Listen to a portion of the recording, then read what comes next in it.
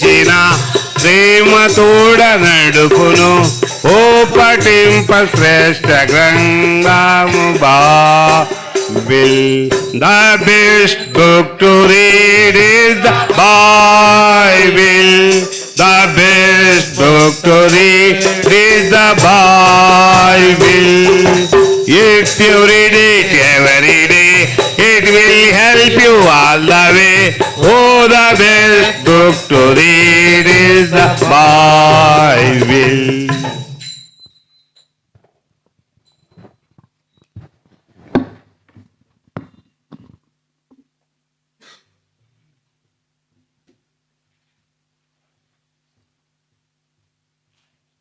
దేవుని వాక్యంలో నుండి ఈ గృహ కూడిక సందర్భముగా మత్తయి సువార్త 1వ అధ్యాయం. మత్తయి సువార్త 1వ అధ్యాయం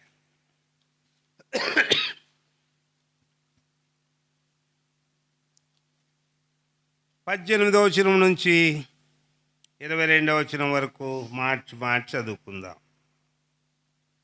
యేసు క్రీస్తు జనన విధమెట్లనగా, ఆయన తల్లి అయిన మరియా యోసేపునకు ప్రదానం చేయబడిన తరువాత వరేకము కాకమునుపు ఆమె పరిశుద్ధాత్మ వలన గర్భవతిగా ఉండెను.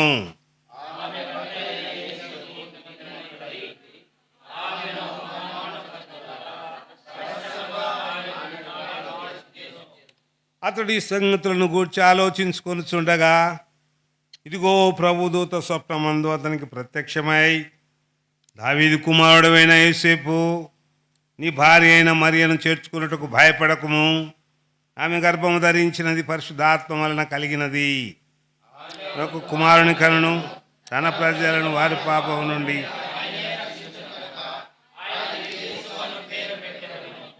ఇదిగో కన్యక గర్భవతి కుమారుని కనును, ఆయనకు ఇమ్మానుయేలను పేరు పెట్టుదురు.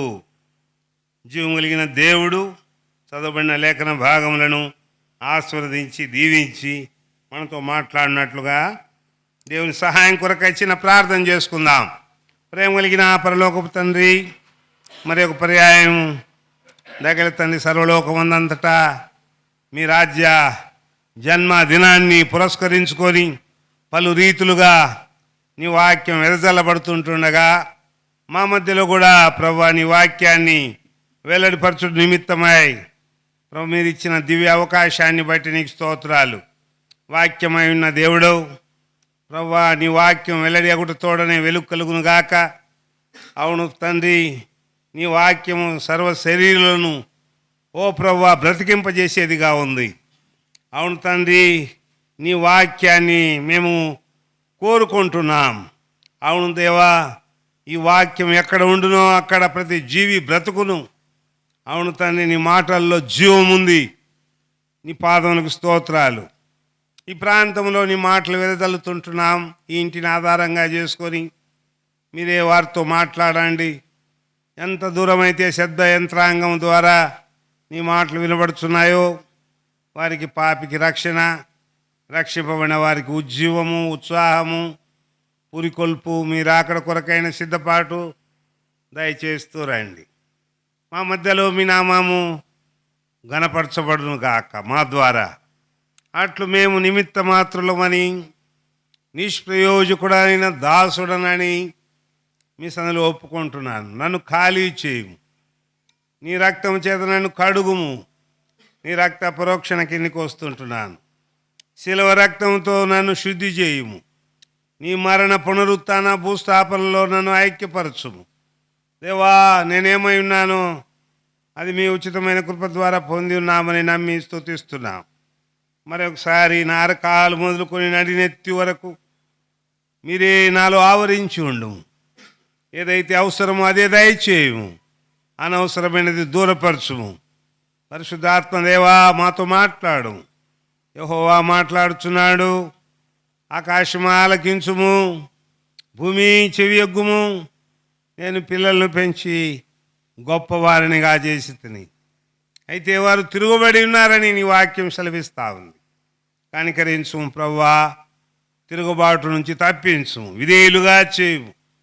అట్లు వినే చెవి, గ్రహించే హృదయం ఈ రాత్రి కాలంలో నీ ప్రజలైన వారందరికీ అనుగ్రహించుమని, నన్ను మరుగు చేయమని, నాతో మాట్లాడమని మత్తయి సువార్త 10:20 నా పట్ల నెరవేర్చుము.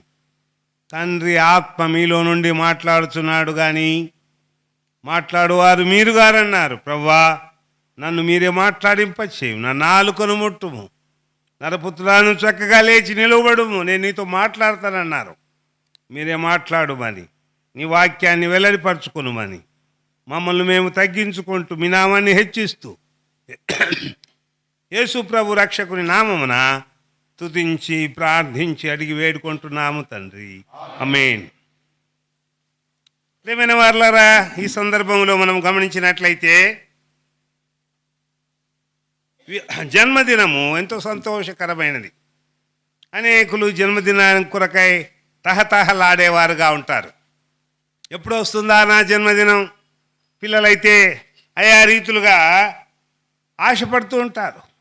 ఈ నెలలోనే కదా నా జన్మదినం, ఇంకా చాక్లెట్ తేలేదే, కేకు తేలేదే, అలాగా తొందర చేస్తూ ఉంటారు. బైబిల్లో ఇద్దరు జన్మదినాన్ని జరుపుకున్న వారు ఉంటున్నారు.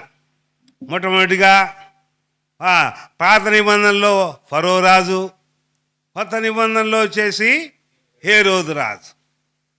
ఆ తర్వాత సర్వలోకానికి జన్మదినాన్ని పురస్కరించుకొని ఉత్సాహంగా జరుపుకుంటున్నాం. అదే ప్రభువైన యేసుక్రీస్తు వారి యొక్క జన్మదినం. నేడు రక్షకుడు మీ కొరకు పుట్టి ఉన్నాడని. కాబట్టి జన్మదినాన్ని ఎంతో సంతోషదాయకమైన దినం ఇది. ఎంతగానో ఫంక్షన్లు చేసుకుంటుంటారు, కేకులు, ఇంకా రకరకాలైన విందులు వినోదాలు చేసుకునేవారుగా ఉంటారు. అయితే మానవాళికి అందరికీ సంతోషమునిచ్చేది, శాంతినిచ్చేది, ఆనందమునిచ్చేది ఏంటయ్యాదంటే యేసుక్రీస్తు ప్రభువారి జన్మదినం. ఏమైనా పుట్టుకలో ఉన్నటువంటి ఆధిక్యత, గొప్పతనం ఏంటంటే మానవులంతా కూడా పాపము చేసి భయపడుతూ ఉన్నారు. పాపం వలన మరణం వస్తుంది. మరణము తప్పించుట యెహోవా వశములోనే ఉంది. మరణాన్ని ఎవడు తప్పించుకోలేడండి, దేవుడే తప్పించాల మరణం.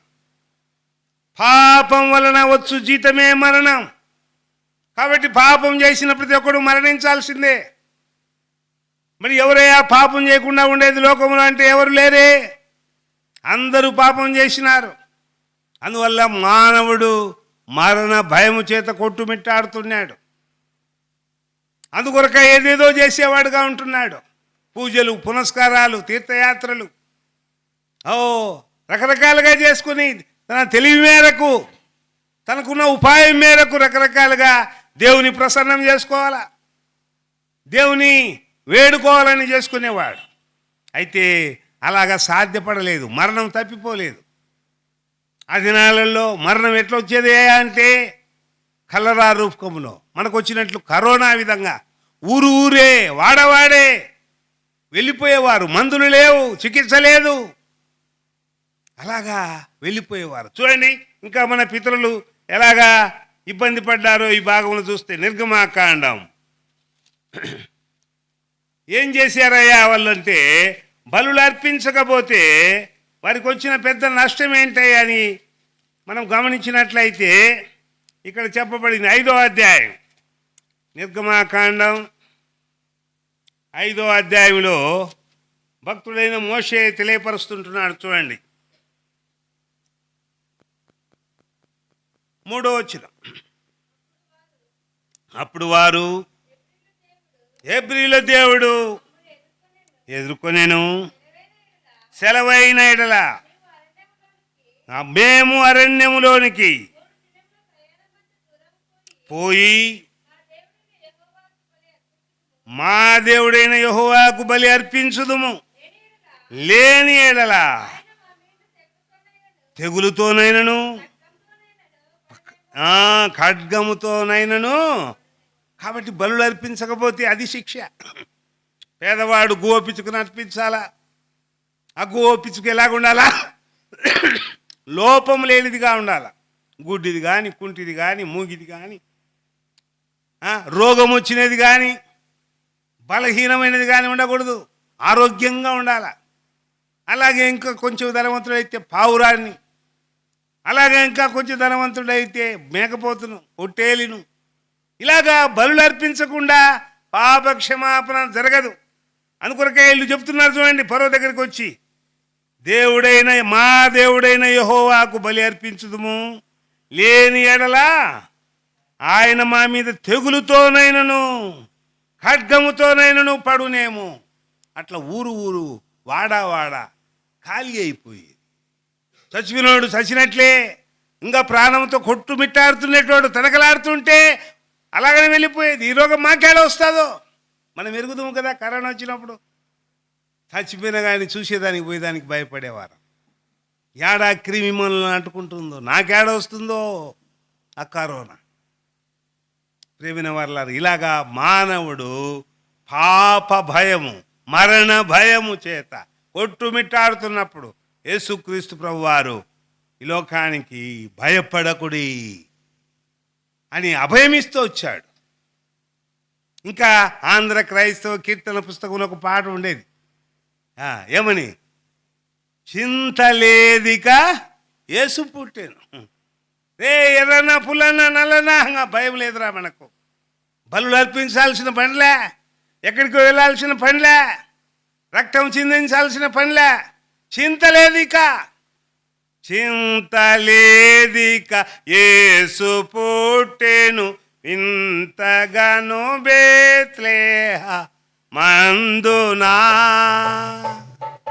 చూసారా, చింతలేదిక యేసు ప్రభు పుట్టాడు మన పాపమును భరించేదానికి, మన పాపములను ఆయన మీద వేసుకునేదానికి, మనకు ప్రతిగా శిక్ష అనుభవించేదానికి. ఆ ప్రభువారు ఏం చేయబడ్డాడు, మన కొరకాయ వస్తున్నాడు లోకానికి. చూసారా, ప్రవక్తల లేఖనములో నెరవేర్చబడ్డాయి. చూడండి, యెషయా గ్రంథం 9వ అధ్యాయం 6వ వచనములో భక్తుడైన యెషయా తెలియపరుస్తుంటున్నాడు. ఏలయనగా మనకు శిశువు పుట్టెను, అనుగ్రహింపబడెను, రాజ్యభారమును, ఆశ్చర్యకరుడు, ఆలోచనకర్త, బలవంతుడైన దేవుడు, నిత్యుడగు తండ్రి. కాబట్టి సమాధానకర్త, మన దేవుడు సమాధానమునకే కర్త, అల్లరికి కర్త కాదు. కాబట్టి ఈయన కర్త అయిన దేవుడు. కాబట్టి ప్రియ సహోదరి సహోదరుడా, ఈ మాటలు వింటున్న నీవు ఎవరైనా సరే, యేసుక్రీస్తు ప్రభు వారి యొక్క జన్మ కేవలం క్రైస్తవులకు కాదు, ఇంగ్లీష్ వాళ్ళకు కాదు, ఇతర దేశస్తులకు కాదు, సర్వ మానవాళికి చెందినది. అందుకొరక ఇదిగో మనుషులందరికీ కలగబోవు మహాసంతోషకరమైన శుభవర్తమానము నేడు నేను మీకు తెలియజేయుచున్నాను. దావీదు పట్టణమందు రక్షకుడు నేడు మీ కొరకు పుట్టి ఉన్నాడు. ప్రేమైన వాళ్ళారా, రక్షకుడైన ప్రభువును, రక్షకుడైన యేసును నువ్వు అంగీకరిస్తే చాలు. యేసు అనగా తన ప్రజలను వారి పాపము నుండి ఆయనే రక్షించును. కనుక ఆయనకు యేసును పేరు పెట్టబడదు. ఏందయ్యా, మేము ఆయన ప్రజలం కాదు అనుకోవచ్చు నువ్వు. నా పేరు వేరు, నా ఊరు వేరు, నా తల్లిదండ్రులు వేరు. లేదు లేదు, మొట్టమొదట దేవుడు మనుషులను యథార్థవంతులుగా కలగజేశాడు. మానవుడే వివిధములైన తంత్రముల చేత పేరు మార్చుకున్నాడు, ఊరు మార్చుకున్నాడు, రూపు మార్చుకున్నాడు, రేఖలు మార్చుకున్నాడు. విచ్చలవిడిగా పాపం చేస్తూ పెరుగుతున్నాడు, తిరుగుతున్నాడు. కాబట్టి ఆ దేవుడు తిరిగి మానవులను రక్షించు నిమిత్తమై లోకానికి వచ్చాడు. ప్రియమైన వాళ్ళారా, ఈ రక్షణను నువ్వు ఎందుకు అంగీకరించకూడదు? ఈ రక్షణను ఎందుకు త్రోసిపుచ్చుతున్నావు? ఇంత గొప్ప రక్షణను నిర్లక్ష్యం చేస్తే నువ్వు తప్పించుకోలేవే. ప్రియ సహోదరి సహోదరుడా, నువ్వు తప్పించుకోలేవు. ఈ లోకరీతిగా ఎన్నో కోర్టులు, ఇంకా ఆయా రీతిగా ప్లీడర్లను పెట్టుకొని కేసులు మాఫీ చేసుకోవచ్చు నువ్వు. అయితే యేసు ప్రభు వారి దగ్గర ఒకని గురించి ఇంకొకడు సాక్ష్యం ఇయ్యనక్కర్లేదు. దేవుని దగ్గర ఎన్నో సీక్రెట్ కెమెరాలు ఉంటున్నాయి, సీసీ కెమెరాలు. నీ జన్మమంతా తేట తెల్లం చేస్తాయి. నువ్వేమేమి చేసినది, ఎక్కడెక్కడ తిరిగినది, ఏమేమి మాట్లాడినది, ఎవరికి దాచలేవు. ప్రేమైన వర్లారా, బండలు సాక్ష్యం ఇస్తాయి, ఆకాశము వివరిస్తుంది. చూడండి, యెషయా గ్రంథం 1వ అధ్యాయం. ఇక్కడ భక్తుడు సెలవిస్తుంటున్నాడు. 2వ వచనం మాట్లాడుచున్నాడు. ఆకాశమా ఆలకించుము, భూమి చెవి ఎగ్గుము, గొప్పవారినిగా చేసి తిని వారు నా మీద తిరుగుబడి ఉన్నారు. ప్రేమైన వారలారా, తిరుగుబాటు చేసే స్వభావం. మానవుడు తిరుగుబాటు చేసేవాడుగా చేయబడ్డాడు. అందువలనే దేవుడు ప్రేమతో పిలుస్తున్నాడు, నా కుమారుడా, నా కుమార్తె, నీ హృదయం నాకేమో. చెడిపోయినవి అయినప్పటికీ ఎంతగా చెడిపోయినారంటే మానవులు. చూడండి, ఇర్మియా గ్రంథకర్త 3వ అధ్యాయం 1వ వచనంలో తెలియపరుస్తుంటున్నాడు. మానవులు ఎంతగా చెడిపోయినారో ఇక్కడ చెప్పబడింది. మరియు ఒకడు తన భార్యను త్యజించగా ఆమె అతని యొద్ద నుండి తొలగిపోయి వేరొక పురుషునిదైన తరువాత అతడు ఆమె యొద్దకు తిరిగి చేరునా అపవిత్రమగును కదా. అయినను అనేకమైన విటకాండ్రతో వ్యభిచారము చేసినను నా యొద్దకు తిరిగి రమ్మని. ప్రేమైన వాళ్ళ ఎంత జాలిగల దేవుడా అండి. ఒక స్త్రీ తన భర్తను వదిలిపెట్టి వేరే పురుషుడి దగ్గరికి వెళ్తే తిరిగి మొదటి పురుషుడు ఆమెను చేర్చుకుంటాడా? చేర్చుకోడే. అలాగే చేర్చుకున్న ఊరు వెలివేస్తుంది వారిని, ఇద్దరిని కూడా. అది ఎంతో అపవిత్రమైనది. హేళనగా మాట్లాడతారు, చులుకనగా చూస్తారు. ఆ ఊరు నుండి వీలైతే వెళ్ళగొడతారు కూడా, పోయి వేరే ఊర్లో బతుక్కుపోవడానికి. ప్రేమిన వల్ల అట్టి వారిని కూడా ప్రేమ కలిగిన దేవుడు ఏం చేస్తున్నాడు? ప్రేమతో ఆహ్వానిస్తున్నాడు. నా యొద్దకురా, నీ పాపములకెన్నడను జ్ఞాపకం చేసుకున్నాను, నా వీపు వెనకేసుకుంటాను, సముద్రపు అగాధములు పడవేస్తాను, తూర్పుకు పడమరకెంత దూరమో అంత దూరపరుస్తాను. నా కుమార్తె, నా కుమారుడా, ఎందుకు ఇంకా పాపంలోనే కొట్టుమిట్టాడుతున్నావు? కాబట్టి నీ కొరకై నేను పుట్టాను ఈ లోకంలో, నీ పాపములను తీసివేటు కొరకై, నిన్ను ఉద్ధరించు నిమిత్తమై, నిన్ను కాపాడు నిమిత్తమై, నిన్ను ఆశీర్వదించు నిమిత్తమై. చూసావా, క్రీస్తనగా అభిషక్తుడు నిన్ను, నీ జీవితాన్ని, నీ బ్రతుకును, నీ ఉద్యోగాన్ని, నీ పిల్లలను, నీ భర్తను, నీ రాబడిని ఉద్ధరించేటందుకు కొరకే ఇచ్చినాడు. ఎవరండి ఇంతగా నిన్ను గురించిన ఆలోచన, నిన్ను గురించిన శ్రద్ధ కలిగిన వాడు?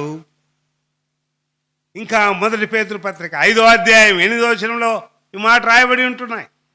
ఆయన మిమ్మును గురించి చింతించుచున్నాడు. ఇంగ్లీష్లో ఇంకా బాగా రాయబడింది, హీ కేరెత్ ఫర్ యూ. ఆయన నిన్ను గురించి జాగ్రత్త కలిగిన వాడుగా ఉంటున్నాడు.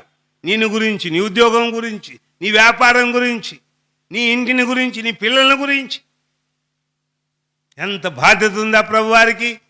ఎందువల్ల? ఆయన నిన్ను కలగజేసిన దేవుడు, నీకు రూపునిచ్చిన దేవుడు, నిన్ను పెంచి పెద్ద చేసిన దేవుడు. నువ్వు అనుకునవచ్చు, నా తల్లిదండ్రులు నన్ను పెంచారు, నా తల్లిదండ్రులు నాకు కాపాడారు. కాదు కాదు, దేవుడే కాపాడాడు. యెషయా గ్రంథం అదే చెప్తుంది, నేను పిల్లలను పెంచి గొప్పవారినిగా చేసి తిని. చూసారా, నువ్వు బతికున్నావంటే అది నీ అదృష్టం కాదు, నీ లక్కు కాదు, కేవలం దేవుని యొక్క కృపా మహదైశ్వర్యాన్ని బట్టి నువ్వు నేను బ్రతికి చెల్లించగలుగుతున్నా. ప్రియ సహోదరి సహోదరుడా, ఈ రాత్రికాల సమయంలో యేసుక్రీస్తు ప్రభువారు నీ కొరకై నా కొరకై ఎందుకు పుట్టాడయ్యా అంటే నిన్ను నన్ను రక్షించు నిమిత్తమై, పాపము నుండి, మరణము నుండి, నిత్య నరకము నుండి, పాతాళము నుండి రక్షించు నిమిత్తమై ఆయన ఈ లోకానికి వచ్చాడు. ఎందుకు ఇంకా అనుమానిస్తున్నావు, తటపటాయిస్తున్నావు? ఆ ప్రభును ఎందుకు నువ్వు సమీపించలేకపోతున్నావు? నీ పాపములు దేవునికి మీకును అడ్డముగా వచ్చినాయి. కాబట్టి పాపములు తీసివేట కొరకే యేసుప్రభువు వారు ఈ లోకానికి వచ్చింది. నువ్వెంత ఘోర పాపాత్ముడవైనా సరే ప్రేమతో ఆ ప్రభు వారు పిలుస్తున్నాడు, నాయనా నీ పాపాలన్నీ తీసుకురా.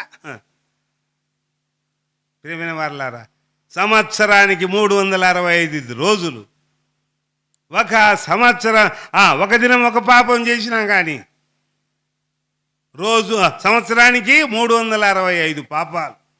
అంటే ఎన్ని సంవత్సరాలు నీ లెక్క ఎగేసుకుంటే నీ వయసు ఎంతో, నీ పాపముల లెక్క అంతకు రెట్టింపుగానే ఉంది కానీ తగ్గలేదే. ఎంత ఎంత క్రయధనం చెల్లించాలి ఈ పాపానికి? ప్రేమైన వాళ్ళ రూపాయి చెల్లించాలి ఆజ్ఞ. కనీసం ఒక పాపానికి ₹1 ఖర్చు పెట్టాలని ప్రభుత్వం వారు ఆదేశించారనుకోండి, ఎంత డబ్బులు ఖర్చు పెట్టాలా? ఎంత ఆస్తి లయమైపోతుంది, వ్యర్థమైపోతుంది.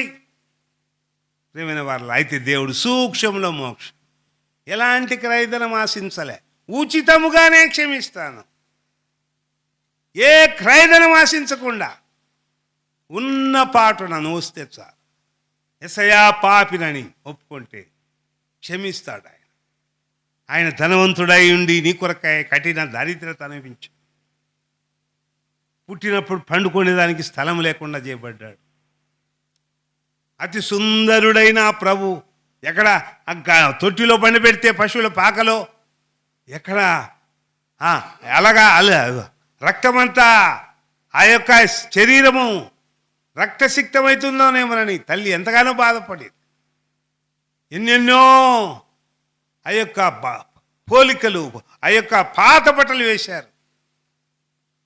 అయితే తూర్పు దేశపు జ్ఞానులు వచ్చారు, వెతుక్కుంటూ వచ్చారు. గొర్రెల కాపర్లు వచ్చారు, యూదులు వచ్చారు. విలువైన వాడైనా మామూలుడు కాదు, విలువైన వాడండి. నీ కొరకై నా కొరకై విలువైన రక్తాన్ని కాచాడు. అందుకొరకై భక్తుడు అంటాడు కదా పాట ద్వారా, ఏమంటున్నాడు? విలువైన గొర్రె పిల్ల రక్తము ద్వారా, విలువైన గొర్రె పిల్ల రక్తము ద్వారా కలిగి ఉన్న ఉంటిమి, కలిగి ఉన్న తాగి ఉంటిమి, నా సంకట దుఃఖములే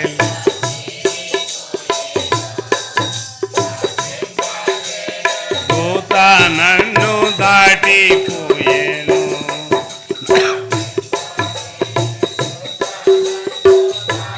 పోయేను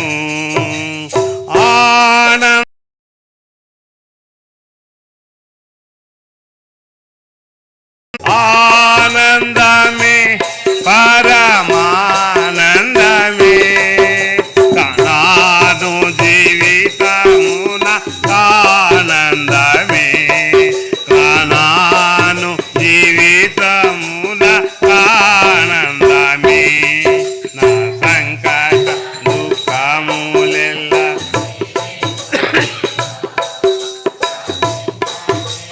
దూత నన్ను దాటిపోయేను, నాశింపజేయు దూత నన్ను దాటిపోయేను. కాబట్టి ప్రియమైన వాళ్ళారా, ఈ సంగతి అంతా కూడా మరియమ్మకు, ఎంతో మంది ఆ దినాల్లో యూదా బెత్లెహేములో మరియమ్మలు ఉన్నారు. పెళ్లి కాని కన్యకలైన మరియమ్మలు, మార్తమ్మలు, సలోమీలు, రకరకాల విశ్వాసులు ఉన్నారు, యూదులైన వారు. కానీ ఈ మరియ దగ్గరికే ఎందుకు వచ్చిందంటే ఈమె దేవుని వలన కృపపోతే, కృప కలిగిన దేవుడు అండి మన దేవుడు. ప్రేమిన వాళ్ళ ఎంతో మంది మరియలు ఉన్నప్పటికీ నువ్వు ఈమెంతో భయభక్తురాలుగా ఉంది, భక్తితో ఉంది, ప్రభును ప్రార్థించుకుంటూ ఉంది. తనకున్న చిన్న గదిలో దేవుని యొక్క దూత ప్రత్యక్షమై ఏమంటుంది చూడండి. లూకాసు వార్త 1వ అధ్యాయం 26వ వచనం. 6వ నెలలో గబ్రియేలును దేవదూత గలిలయలో నుండి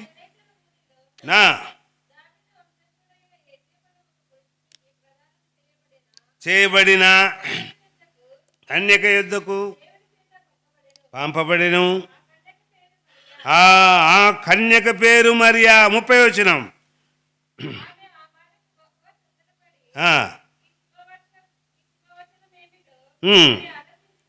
ఆలోచించుకొనుచుండగా దూత మరియా భయపడకుము, దేవుని వలన నీవు కృప పొంది. దేవాది దేవుడు మరియకు కృప దయచేసిన. అదే సమయంలో ఈమె ప్రదానం చేయబడిన యోసేపు దగ్గరికి కూడా వచ్చింది దేవుని దూత. మత్తయి సువార్త 1వ అధ్యాయం 20వ వచనం. ఆలోచించుకునుచుండగా దూత ప్రత్యక్షమై యోసేపు చేర్చుకున్నటకు భయపడకుము, ఆమె గర్భం ధరించినది. చూసారా, ఇద్దరి దగ్గరికి ఒకే దేవత.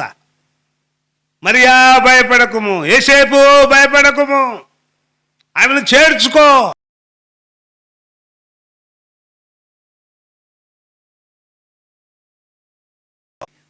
యోసేపు నీతివంతుడుగా ఉన్నాడు, మరియా భయభక్తురాలుగా ఉంది. ప్రియమైన వాళ్ళారా, ఎవరైతే భయభక్తులు కలిగి దేవుని వేడుకుంటుంటారో వారికి దేవుని దూత ప్రత్యక్షమై వారి అక్కర్లన్నీ తీర్చేదిగా ఉంది. యెహోవా యందు భయభక్తులు గలవారు ఒకరితో ఒకరు మాట్లాడుకొనుచుండగా ఏం చేస్తున్నాడు దేవుడు? చెవియొగ్గి వింటున్నాడు. ప్రియమైన వారలారా, నీ ప్రార్థన వింటాడు, నీ ఆరాధన వింటాడు, నీ పరిచర్య చూస్తూ ఉన్నాడు. గుర్తుపెట్టుకో, ఎవరు చూడలేదులే ఎందుకు చేయాలి అని దొంగచాటుగా తప్పించుకొని తిరుగుతున్నారేమో, ఇప్పటి నుంచి కూడా చూచే దేవుడు ఒకడు ఉంటున్నాడు. చూడండి, కీర్తన గ్రంథం 94వ అధ్యాయం. కీర్తనకాడు అంటున్నాడు ఒక మాట. ఏమంటున్నాడు చూడండి. కంటిని నిర్మించిన వాడు కానకుండునా. 9వ వచనం 94:9. వినకుండునా, నిర్మించిన వాడు కానకుండునా. కాబట్టి కంటి నిర్మాణకుడు, ఐ స్పెషలిస్ట్ మన దేవుడు. లోకంలో ఉన్నారు ఇలాంటి వారు, స్పెషలిస్టులు కానివారు పేర్లు పెట్టుకొని ఏం చదువుకున్నారో ఏమో. ఒక కుటుంబం ఉన్నది. ఏంటి అంటే మంచి భార్య భర్త, పాప ఇద్దరు ఉద్యోగస్తులు, అన్యోన్యంగా ఉంటున్నారు, కొత్తగా పెళ్లి చేసుకున్నారు, రాబడి బాగా వస్తూ ఉంది. ఆయనకు ఉన్నట్లుండి ఇంటిలో ఏది చూసినా కానీ రెండు కనపడుతున్నాయి. చూసారా, టేబుళ్ళు 2 కనపడుతున్నాయి, భార్య ఇద్దరు కనపడుతుంది, భోజనం పెడితే 2 ప్లేట్లు కనపడుతున్నాయి, గ్లాసులు పెడితే 2 గ్లాసులు కనపడుతున్నాయి. ఇదంతా చెప్పాడు. ఏంది నువ్వు ఎంతమంది మీ చెల్లెలు ఏమన్నా వచ్చిందా అని అడుగుతున్నాడు. లేదయ్యా, నీకేం ఎట్లుంది ఒళ్ళు అట్లా ఇట్లా అని ఆమె జాగ్రత్త పడింది. సరే పదయ్యా, అటైతే డాక్టర్కి చూపిస్తాం అని ఆ ఊర్లో వెతుక్కుంటూ మంచి స్పెషలిస్ట్ డాక్టర్ పీజీ చేసింటాడు కదా, ఎంబీబీఎస్ తర్వాత ఆయన దగ్గరికి వెళ్ళారు. చాలా లైన్గా ఉన్నారు. సరే బాగా చూస్తున్నట్టుగా ఉన్నాడు ఈయన, చాలామంది ఉన్నారే అని వీళ్ళు కూడా లైన్లో పోయి నిల్చుకున్నారు. అయ్యా నువ్వు కూర్చో, నేను లైన్లో ఉంటాలే అని భార్య పోయి లైన్లో నిలబడి టోకన్ తీసుకొని అయిపోయేంత వరకు వచ్చి ఆఖరికి ఈమె వంతు వచ్చింటే, ఎవరికమ్మా వైద్యం కావాలా, ఏం సంగతి చెప్పండి మీ సమస్య ఏంటో అంటే, ఆ డాక్టరు ఏం చెప్పాడు. అయ్యా ఆయనకు మా ఆయనే ఇటీవలే మేమిద్దరం పెళ్లి చేసుకున్నాం, మొన్నటి వరకు బాగున్నాడు, 2 రోజుల నుంచి అన్నీ 2 కనపడుతున్నాడు ఆయనకు. ఏందయ్యా పరిస్థితి, ఏమైంది రొత్త చెప్పండి అని బాధతో ఆమె చెప్తే, ఆయన అటు పక్క ఇటు పక్క చూసి మూడు పక్కల ఈ చిన్న సంగతి చెప్పేదానికి మీరెందుకు మా ముగ్గురు వచ్చినారే చూడండి. ఎలాగుంది పరిస్థితి డాక్టర్ది చెప్పండి. ఈ చిన్న సంగతి చెప్పేది మీరు ముగ్గురు ఎందుకు వచ్చినారు? మా ఒకరు వచ్చే సరిపోతుంది కదా అంటే ఆ డాక్టరు పరిస్థితి ఇంకా ఎట్లుంది, ఇలా భర్త కంటే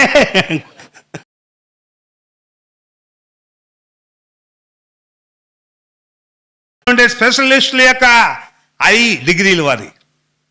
మళ్ళీ ఆమె వెంటనే ఉంది, అయ్యో వద్దురా నువ్వే మేలు, రెండు అన్న కనపడుతున్నాయి, ఈయనకు 3 కనపడుతున్నారట. ప్రేమైన వారులారా, ఇలాగా మనుషులు ఎలాంటి వారయ్యా అంటే మభ్యపెట్టేవారు. నేను బాగు చేస్తా, నీ పాపాలు నేను తీసివేస్తా, ఈ తాయిత కడితే చాలు, నీ చేయి చూపెట్టు చూసావా అని ఏ విభో మన దగ్గర నుండి లాగేస్తారు. ఒక్క పాపం పోదు, ఒక్క రోగం పోదు, ఒక నొప్పి పోదు, ఒక్క స్వస్థత కలగదు, ఒక దయం పోదు. ప్రియమైన వాళ్ళారా, లోకము భక్షించేది మనుషులను. యేసు ప్రభు వారు లోకమును ఉద్ధరించేటందుకు కొరకై లోకరక్షకుడుగా వచ్చాడు. కాబట్టి ఈ రాత్రికాల సమయంలో ప్రియ సహోదరి సహోదరుడా, యేసు క్రీస్తు యొక్క జన్మాన్ని మరియమ్మకు, ఆమెకు ప్రదానం చేయబడిన యేసేపయ్యకు కూడా ఇద్దరికీ ఒకే దేవదూతే సమాధానం చెప్తుంది. అయ్యో అనుమానపడాకు, మరియమ్మను చేర్చుకోవడానికి భయపడాకు. మరియా, నువ్వు కూడా భయపడుతున్నావేమో, పరిశుద్ధాత్మ వలన నువ్వు గర్భం ధరించినావు, పుట్టబో శిశువు పరిశుద్ధుడు, దేవుని కుమారుడు ఆయన. చూసావా, ఆయన రాజ్యాధిపతి అవుతాడు, యుగములు ఏల్తాడు. కాబట్టి ఈ సంగతులన్నీ విశదీకరించి మరియా, అయ్యో నేను పురుషుని ఎరగనిదాననే, ఇది ఎట్లు సాధ్యం?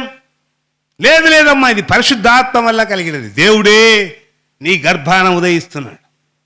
ప్రియ సహోదరి సహోదరుడా, ఎందరైతే తమ్మును తాము దేవునికి అప్పగించుకుంటారు వారిని దేవుడు ఉద్ధరించేవాడుగా, కాపాడేవాడుగా ఉంటున్నాడు. నేను ఉద్ధరించాలా, నీ కుటుంబాన్ని ఉద్ధరించాలా, నీ పిల్లల్ని ఉద్ధరించాలా? అలాగైతే ప్రభు దగ్గరికి రా, ప్రభుకు నీవు అప్పగించుకో.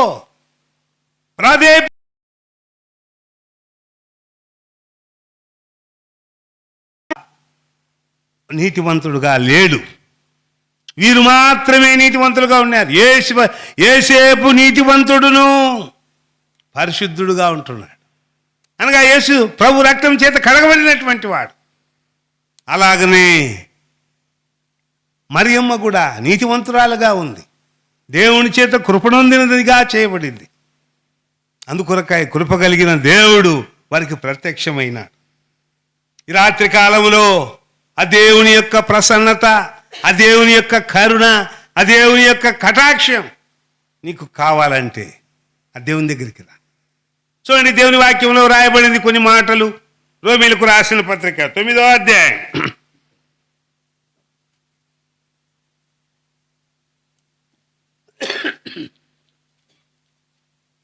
15వ వచనం చదవండి.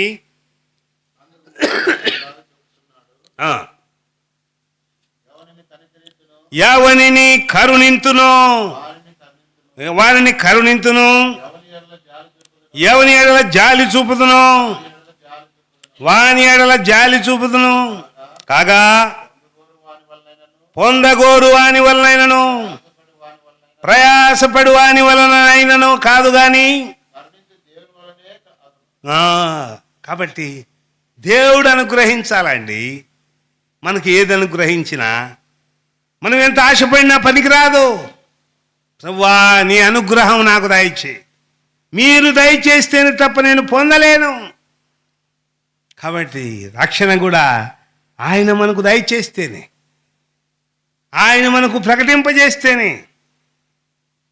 చూడండి, ఇంకా పై వచనంలో రాయబడింది, ప్రకటించువాడు లేకుండా ఎట్లు వినగలము.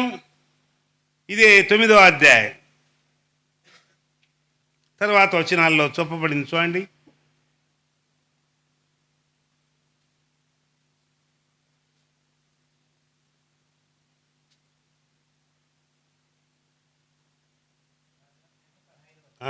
చదవండి.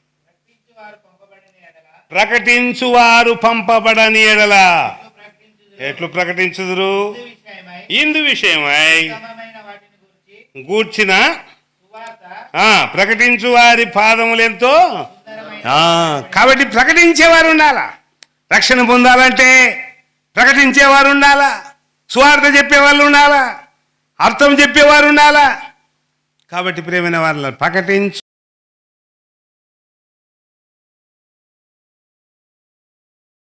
కాబట్టి వినాలంటే ప్రకటింపబడాల.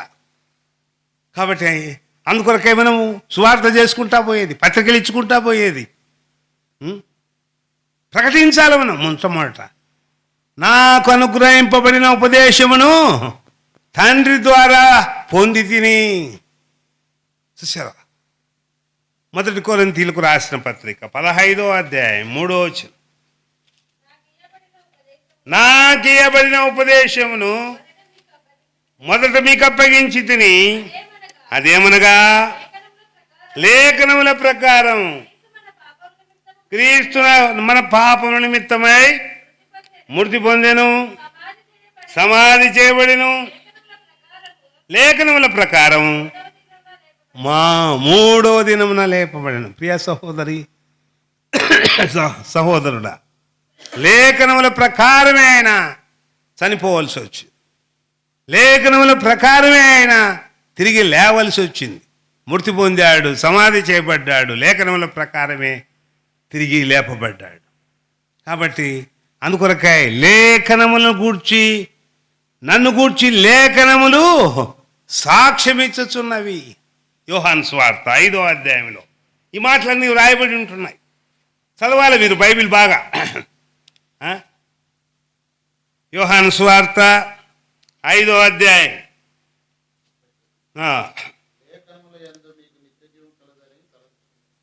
లేఖనముల యందు మీకు నిత్య జీవం కలదని తలంచుచున్నాను, వాటిని పరిశోధించుచున్నాను, అవే నన్ను గూర్చి సాక్ష్యమిచ్చు. కాబట్టి లేఖనముల చొప్పుననే మన పరిచర్య కొనసాగుతుంది. రొట్టె విరుచుట కానీ, ఆరాధించుట కానీ, కానుకలు వేయుట కానీ, సువార్త చెప్పుట కానీ లేఖనముల ప్రకారమే. లేఖనములను పక్కన పెట్టి మనం చేయడంలే. తన దీని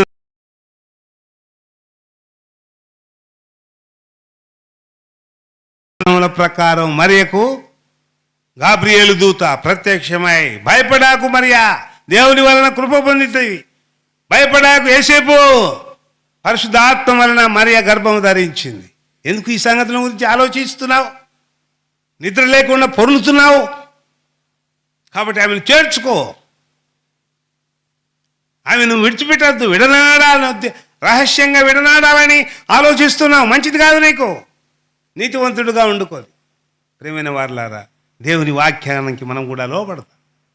దేవుడు మనకు ఇచ్చిన వాగ్దానం చొప్పున నెరవేర్చుమని ప్రాధేయపడదాం. అలాగా దేవుని సువార్తను సాధ్యమైనంత వరకు బహిరంగంగా ప్రకటించలేకపోయినప్పటికీ నీకు తెలిసినటువంటి వారికి, నీకు అనుకూలంగా ఉన్న వారికి, నీ స్నేహితులకు, నీ ఇరుగు పొరుగు వారికి ప్రకటించు. ఇంట్లో పాము వచ్చినప్పుడు పాము వచ్చిందని కేకలేస్తావే. అమ్మా, నేను యేసుప్రభువుని నమ్ముకున్నా, నా జీవితం మారింది, నా బ్రతుకు మారింది. ఎందుకు చెప్పుకోలేకపోతున్నావు? దొంగ వచ్చినప్పుడు దొంగ ఎత్తుకుపోతున్నాడు నా చైను, మా ఇంట్లో దొంగలించినాడు అని కేకలేస్తావు. యేసుప్రభుని గురించి కూడా చాటించడానికి ప్రయత్నం చేయి. కాబట్టి ఆయనను చాటించవలసిన బాధ్యత మనందరి మీద ఉంటున్నది. కాబట్టి అందు నిమిత్తమే ప్రభు సెలవిచ్చినాడు. ఏమని సెలవిచ్చినాడు చూడండి. 26వ వచనం, 1 కొరింథీయులకు రాసిన పత్రిక 11వ అధ్యాయం 26వ వచనం.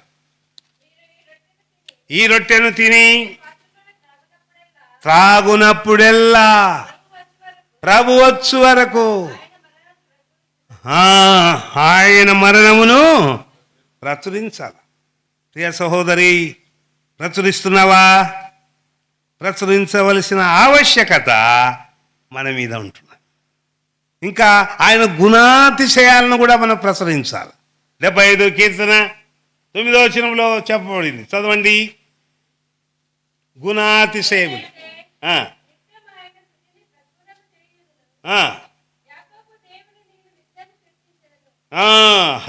చూసారా, యాకోబు దేవుని నేను నిత్యము కీర్తించదును. పేతురు భక్తుడు కూడా అంటాడు, మొదటి పేతురు పత్రిక 2వ వచనం 9వ వచనంలో,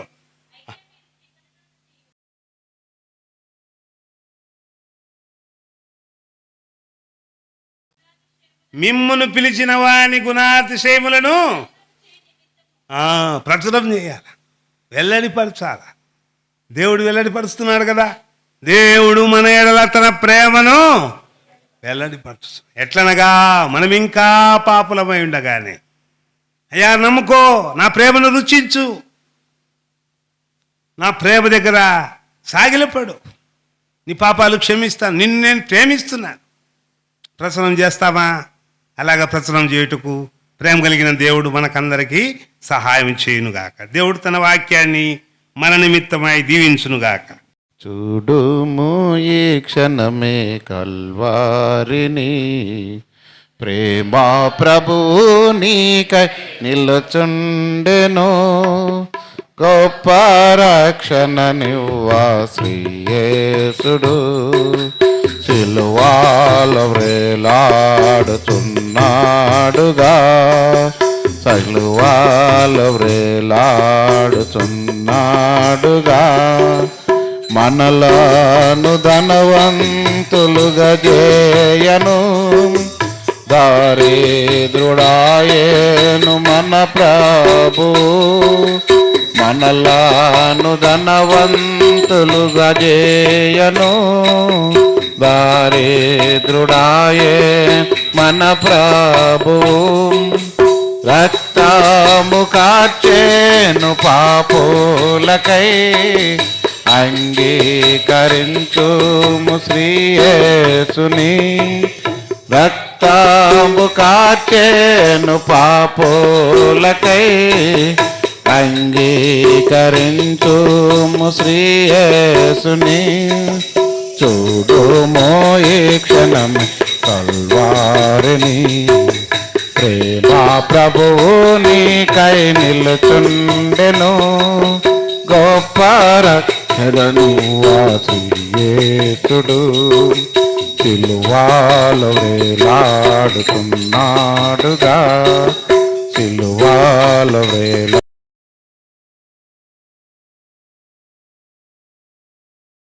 మోకరించాలి, ప్రార్థనలో ఏకీభవించాలి. చెప్పబడిన మాటలు వినేవారికి దేవుడు వాళ్ళ హృదయాలు తెరువబడి రక్షణ మారు మనసు పొంది ప్రభువుని అంగీకరించినట్లుగా కళ్ళు ముయ్యాలి, మోకరించాలి.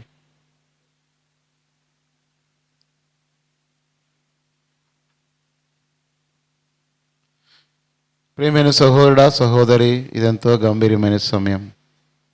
ప్రేమగల రక్షకుడు ప్రభు అయిన యేసుక్రీస్తు వారు ఈరోజు ప్రపంచమంతటా జన్మదినాన్ని జరుపుకొనుచుండగా, క్రిస్మస్ అని ప్రపంచమంతటా కూడా ఒక పండగ దినంగా జరుపుకుంటున్నారు. దేవాది దేవుడు రక్తమాంసం ధరించుకొని ఈ లోకానికి యేసు ప్రభుగా కన్యమేరీ గర్భమందు ఈ లోకానికి వచ్చాడు. యేసు అన్న మాటకు తన ప్రజలను వారి పాపముల నుండి ఆయనే రక్షించును అని అర్థం. తన ప్రజలంటే దేవుడు మానవులను తన సొంత హస్తాలతో మానవుని తన స్వరూపమందు కలుగజేశాడు. అయితే మానవులు దేవుని స్వరూపమును చెరిపివేసుకొని దేవుని ఆజ్ఞను అతిక్రమించి పాపం చేసి తప్పిపోతూ వచ్చారు. జన్మకర్మ పాపులుగా, జన్మకర్మ పాపులం. ఈ లోకంలో తల్లిదండ్రులైన వారికి శరీరానుసారంగా జన్మించుట. భక్తుడన్నాడు, నేను పాపములో పుట్టినవాడను, పాపములోని నా తల్లి నన్ను గర్భమును ధరించను. ఏ భేదమును లేదు, అందరూ పాపం చేసి దేవుడు అనుగ్రహించిన మహిమను పొందలేకపోతున్నారని పరిశుద్ధ బైబిల్ గ్రంథంలో సెలవిచ్చబడి, నీ ఎవరైనా సరే జన్మంతో కూడిన పాపివే. రెండవది కర్మ పాపివి. మానవుని యొక్క హృదయము ఘోరమైన వ్యాధి కలదని బైబిల్ గ్రంథం సెలవిచ్చినది.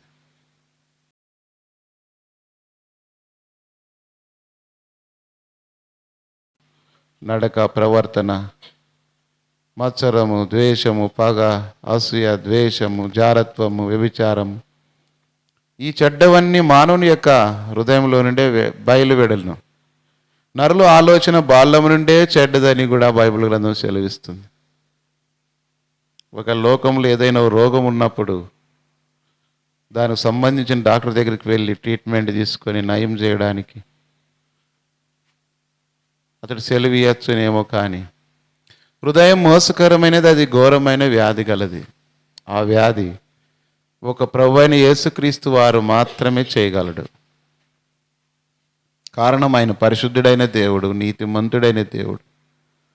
తన ప్రజల కొరకు ఈ లోకంలో శరీరధారగా జన్మించాడు. కలవరిశిలో తన ప్రాణం అర్పించినాడు, రక్తం గార్చాడు. ఆ రక్తం ద్వారా యేసు ప్రభువా నేను పాపినని ఎవరైనా సరే, కులమని కానీ, రంగును బట్టి, జాతిని బట్టి,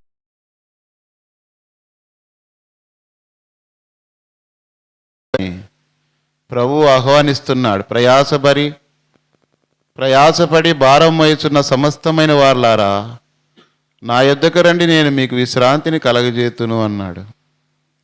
నువ్వు ఏ భారము పాప భారము, నీ హృదయములో ఎవరికి చెప్పుకోలేని వేదన, బాధ, దుఃఖం, అది ఏ భారమైనా సరే ప్రభు దగ్గరికి వచ్చినప్పుడు నా యొద్దకు రండి, నేను మీకు విశ్రాంతిని కలగజేతును అంటున్నాడు. అలాంటి విశ్రాంతిని, గొప్ప సంతోషం, ఆనందం నీకు ఇవ్వాలని ప్రేమగల రక్షకుడి సాయంకాల వేళలో మైకు ద్వారా ఈ మాటలు నీకు దైవదాసుని ద్వారా మీకు తెలియపరుస్తూ వచ్చా. ఆయన మాటలు నమ్మి విశ్వసించినట్లయితే, యేసు ప్రభువా నువ్వు దేవుడవు, దేవుని కుమారుడవు, శరీరధారిగా ఈ లోకానికి వచ్చావు, నా పాపాల కొరకై నువ్వు చనిపోయి సమాధి చేయబడి తిరిగి లేచినావు అని నేను నా పెదవులతో ఒప్పుకొని, నా హృదయం మంచి తరుణం సమయాన్ని పోగొట్టుకొనకుండా ప్రభువైన యేసుక్రీస్తు వారిని అంగీకరించు. నీ సొంత రక్షకనుగా నువ్వు అంగీకరించినట్లయితే హృదయ శుద్ధి గల వారు ధన్యులు, వారు దేవుని చూచెదరని. నీ హృదయం శుద్ధి చేయబడితే ఒక దినాన ప్రభును ఈ లోకం విడిచిపెడితే పరలోక రాజ్యమైన స్వర్గంలో నువ్వు ప్రవేశిస్తావు. అంతేకాకుండా భూమి మీద నెమ్మది, సమాధానం, శాంతి పొందుతూ వస్తావు. నీ కుటుంబం కూడా నెమ్మది, క్షేమం, సమాధానం పొందుతూ వస్తుంది. ఇటు గొప్ప భాగ్యాన్ని నువ్వు పోగొట్టుకొనకుండా నువ్వు తీర్మానం చేసుకున్నట్లయితే మేము నీ కొరకు ప్రార్థన చేస్తాం. ఉన్న స్థలంలోనే, నీ మనసులోనే, నీ హృదయంలోనే యేసు ప్రభువారిని అంగీకరించి ప్రార్థన చేసుకో. మేము కూడా నీ ప్రార్థన దేవుడు ఆలకించి స్థిరపరిచినట్లుగా మేము ప్రార్థన చేస్తూ వస్తాం.